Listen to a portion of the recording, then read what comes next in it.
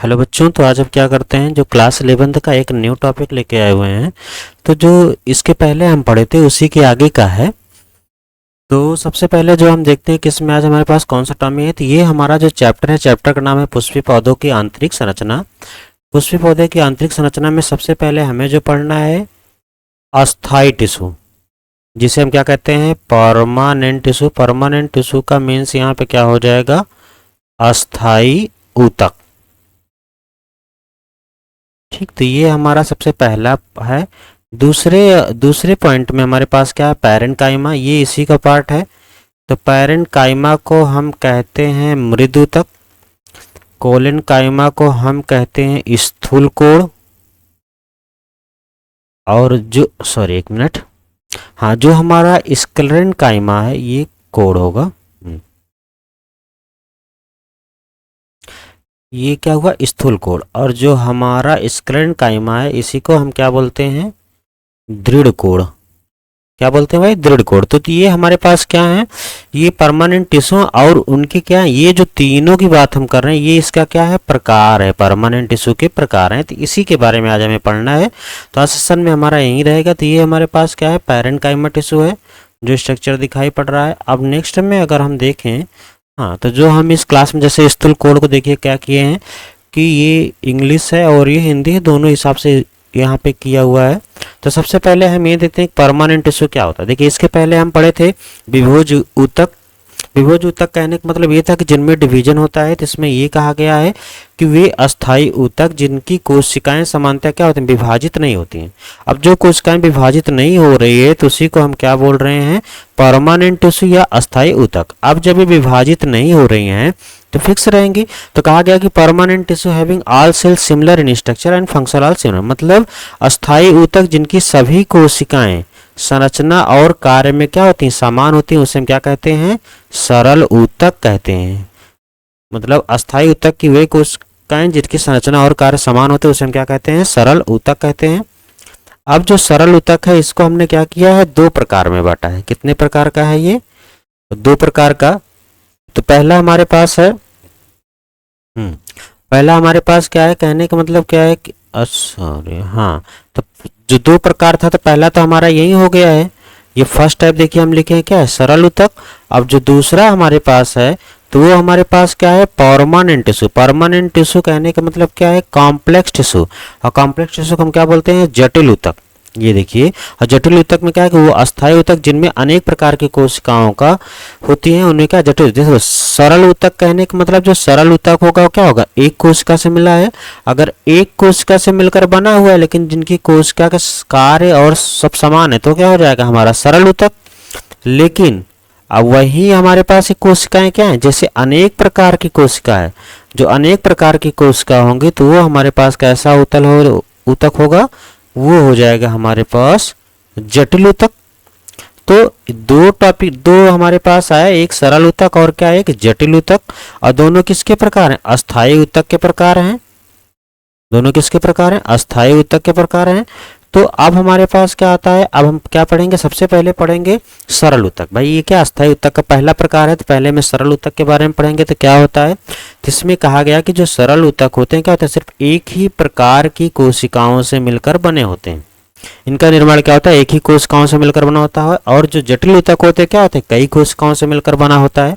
तो इसको हमने तीन प्रकार में डिवाइड किया, पैरेन्काइमा मृदुतक, दूसरा कोलेनकाइमा स्थूल कोण ऊतक, और तीसरा हमारे पास क्या है, स्क्लेरनकाइमा, जिसे हम क्या कहते हैं, दृढ़ ऊतक। क्या बोलते हैं, दृढ़ ऊतक। ये तीन तरह के हमारे पास क्या है, ऊतक है। तो सबसे पहले हम पढ़ते हैं पैरेन्काइमा या मृदुतक। मृदुतक में हम कह रहे हैं कि इनका जो आकार होता है क्या होता है, समव्यास होते हैं, मतलब इनका व्यास समान होता है। गोलाकार होते हैं, अंडाकार होते हैं, गोल होते हैं, क्या बहुकोणी। बहुकोणी मतलब पॉलीगोनल और दीर्घ या दीर्घकोणी होते हैं। अब इनका जो निर्माण होता है, पहली बात इनकी कोशिकाएं क्या होती हैं, पतली होती हैं, और किसकी बनी होती हैं, सेलुलोज की बनी होती है। अगर पूछ लिया पैरेन्काइमा की कोशिकाएं किसकी बनी होती हैं तो सेलुलोज की बनी हुई होती हैं। अब जब सेलुलोज की कोशिकाएं बनी होती हैं तो इनमें क्या होता है, इनमें पाया जाता है क्लोरोफिल। और क्लोरोफिल पाया गया तो क्या करेंगे, प्रकाश संश्लेषण करेंगे। तो प्रकाश संश्लेषण करेंगे तो इसमें भोजन होगा और उसी को क्या करेंगे, स्टोर करेंगे या स्राव करेंगे। जैसे ये हमारे पास क्या है, एक पैरेन्काइमा सेल की संरचना है। इनके बीच में देखिए क्या है, इंटरसेलुलर स्पेस है। तो हम यहाँ पे समझ लेते हैं पैरेन्काइमा को, यानी कि ये हमारे पास क्या है, मृदु ऊतक है। देखिए जैसे हमारे पास ये पैरेन्काइमा की कोशिकाएं हैं, अब इनके बीच में क्या हो रहा है, गैप बन जा रहा है। ये देखिए गैप भाई बनता जा रहा है। अब जब इनके बीच में गैप बन रहा है, यहाँ से हम कई टॉपिक निकालेंगे। देखिए ये एक पैरेन्काइमा की क्या है, कोशिका। अब इनके बीच में जो अरिक्त स्थान है, कोशिकाओं के बीच में अरिक्त स्थान है, तो उसे हम कहते हैं अंतराकोशिकी स्थान। सॉरी, तो इसे हम क्या बोलते हैं, अंतराकोशिकी स्थान। अंतराकोशिकी स्थान कहने का मतलब क्या है, कोशिकाओं के बीच में क्या एक, हाँ, स्थान होता है, जो स्पेस होता है, उसी को हम क्या बोलते हैं, अंतराकोशिकी स्थान। अब जब अंतराकोशिकी स्थान हो गया तो ये तो स्पेस हो गया, तो 100% है। अगर स्पेस ज़्यादा है तो इसका मतलब है कि ये क्या होंगी, लचीली होंगी। लचीली होने का मतलब अगर आपको पता हो तो आप देखिए, जैसे एक आता है दूब घास, दूब की जो घास होती है उसको आप देखिए, वो भी क्या एक पौधा ही, आप उसको लेकर पूरे हाथ में से लपेट दीजिए, कोई फर्क नहीं पड़ता, एक रस्सी की तरह काम करता है। तो वो क्यों होता है वो पौधे में, क्योंकि उसमें अंतराकोशिकीय स्थान ज़्यादा होता है, इसीलिए वो इतनी लचीली होती है। तो पैरेन्काइमा ऊतक वही होता है जो क्या होते हैं, बहुत ही लचीले होते हैं। क्यों लचीले होते हैं, क्योंकि उनमें अंतराकोशिकीय स्थान होता है। अब इन्हीं जो कोशिकाएं हैं, इन्हीं कोशिकाओं में क्या हुआ, देखिए हरा से इसलिए भर रहे हैं क्योंकि ये हमारे पास क्या है, क्लोरोफिल है।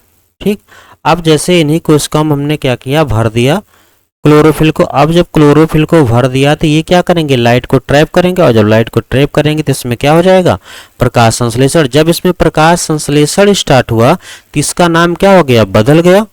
इसका नाम हमने क्या रख दिया फिर, क्लोरेन्काइमा। क्लोरेन्काइमा क्यों रखा गया इसका नाम, क्योंकि इसमें क्या है, क्लोरोप्लास्ट या हरित लवक उपस्थित हुआ। और क्लोरेन्काइमा है तो क्या करेगा, प्रकाश संश्लेषण करेगा। और जब ये प्रकाश संश्लेषण करेगा तो प्रकाश संश्लेषण के द्वारा क्या करेगा, भोजन का निर्माण करेगा। और वही भोजन कहाँ होंगे, इसी पौधे में स्टोर होंगे और सबको प्रोवाइड करेंगे। अब ये तो 2 पॉइंट आया हमारा, इससे एक पॉइंट और आता है। जैसे इनके बीच में क्या देखिए गैप है।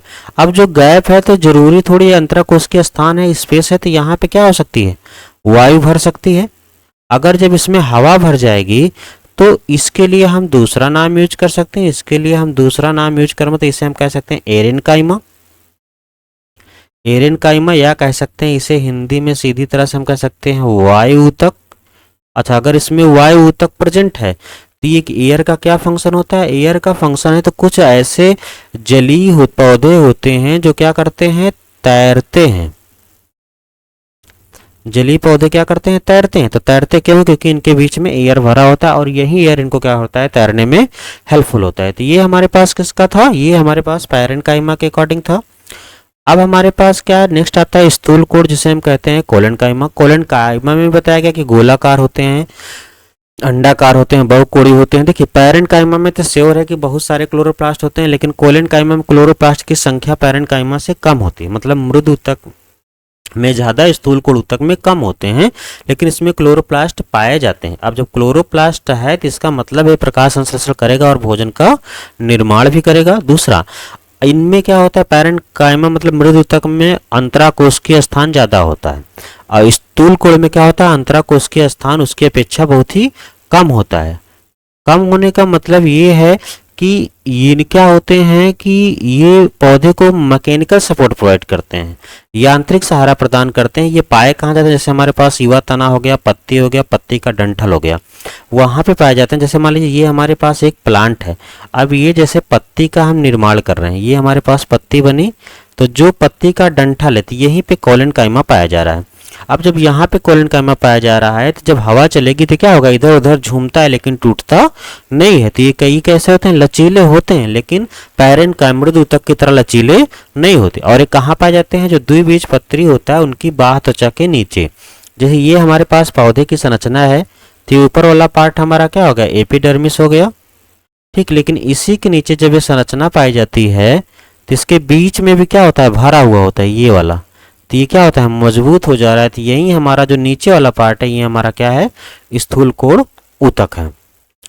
तो ये क्या करता है, यांत्रिक सहारा प्रदान करता है। दूसरा, ये यांत्रिक सहारा क्यों प्रदान करता है, क्योंकि इनका जो कॉर्नर होता है, इनका कॉर्नर पे क्या होता है, सेलुलोज, हेमिसेलुलोज और सबसे इंपॉर्टेंट क्या है, पेक्टिन पाया जाता है। पेक्टिन पाए जाने के कारण ये कोनों पर क्या हो जाता है, बहुत ज़्यादा ही मजबूत हो जाता है। बहुत ज़्यादा मजबूत होने के कारण ये क्या करता है, मैकेनिकल सपोर्ट प्रोवाइड करता है। देखिए जैसे ये देखिए कॉर्नर पे क्या हो रहा है, मजबूत हो जा रहा है। क्यों मजबूत हो जा रहा है, थिक कॉर्नर। थिक कॉर्नर क्यों हो रहा है, क्योंकि इस पे अधिकतर मोस्टली क्या पाया जा रहा है, पेक्टिन पाया जा रहा है। और पेक्टिन के जमाव के कारण इसका कॉर्नर क्या हो रहा है, मजबूत हो रहा है। और जो पेक्टिन जो कॉर्नर मजबूत है तो यही इसे क्या प्रदान करेगा, यांत्रिक सहारा।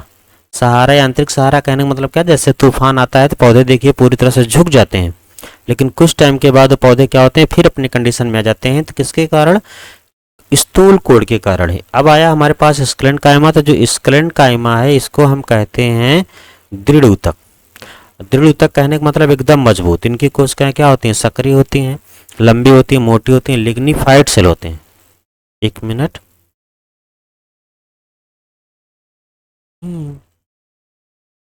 अच्छा चल रहा है, ठीक। हम्म, इनकी कोशिकाएं सक्रिय होती हैं और मोटी होती हैं। और मोटी के साथ साथ क्या होती हैं, लिग्निफाइड। मतलब लिग्निफाइड कोशिका कहने का मतलब क्या होता है कि इनकी जो कोशिका भित्ति होती है वहाँ पे एक पदार्थ क्या होता है, लिग्निन। और लिग्निन का जमाव हो जाता है, तो इसीलिए इसे हम क्या कहते हैं, लिग्निफाइड कोशिका। जो क्या होती है, ये कोशिकाएं भी कैसे होते हैं, डेड होते हैं, प्रोटोप्लास्ट रहित होते हैं। मतलब इसमें प्रोटोप्लास्ट नहीं पाया जाता है। प्रोटोप्लास्ट नहीं है तो डेड हैं। डेड हैं तो क्या होते हैं कि डेड हैं तो क्या करते हैं, सिर्फ इसको एक सपोर्ट प्रोवाइड करते हैं। अब जो डेड है, प्रोटोप्लास्ट है, तो इसके आधार पर क्या हुआ कि जो हमारा स्क्लेंड काइमा इसकी जो कहाँ कहाँ पे पाया जाता है, उसके आधार पर इसे दो भागों में बांटा गया। एक तो हमारे पास है फाइबर, फर्स्ट पॉइंट है फाइबर। दूसरा हमारे पास क्या है, स्क्लेराइड है। तो पहला अगर हम बात करें कि स्क्लेराइड, तो इसको हम देखेंगे तो इसमें कहा गया कि लंबी नुकीले, हाँ, जो फाइबर होते हैं, फाइबर कैसे होते हैं, थिक वाल होते हैं। थिक वाल कहने का मतलब इनकी दीवार मोटी होती है, लंबे होते हैं और नुकीले होते हैं। ये फाइबर की संरचना है। और जो आमतौर पर पौधे के विभिन्न समूह में पाए जाते हैं, भाई फाइबर से मजबूती होती है। लेकिन जो स्क्लेराइड होते हैं ये कैसे होते हैं, गोलाकार होते हैं, बेलनाकार होते हैं। इनकी देखो स्क्लेराइड के पार्ट है तो इनकी कोशिकाएं क्या हो जाएंगी, मृत हो जाएंगी।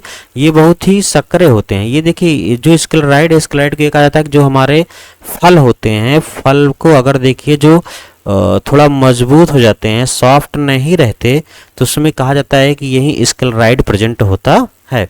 और जो फाइबर हैं पौधे में प्रेजेंट होते हैं, जिससे हम क्या कर सकते हैं, बहुत सारा इसका यूज करते हैं। तो कहा गया कि जो स्क्लेराइड, देखिए कहा गया कि स्क्लेराइड जो होता है, जैसे जो फल की भित्तियों में पाया, जैसे अमरूद हो गया, नाशपाती हो गया, फल के गूदों में, फल के बीज के आवरण में पाया जाता है, चाय की पत्तियों में, जिससे क्या होता है वो मजबूत हो जाते हैं। तो वहीं हमारे पास क्या होता है, स्क्लेराइड पाया जाता है। तो ये हमारा कौन सा टॉपिक था, ये था हमारे पास परमानेंट टिश्यू। अब हमारे पास क्या है, इसके आगे जो हम पढ़ेंगे, आज हम पढ़ लिए थे सरल ऊतक, अब हम पढ़ेंगे कॉम्प्लेक्स टिश्यू। वो हम क्या पढ़ेंगे, नेक्स्ट क्लास में पढ़ेंगे। तो आज के लिए इतना ही, थैंक यू।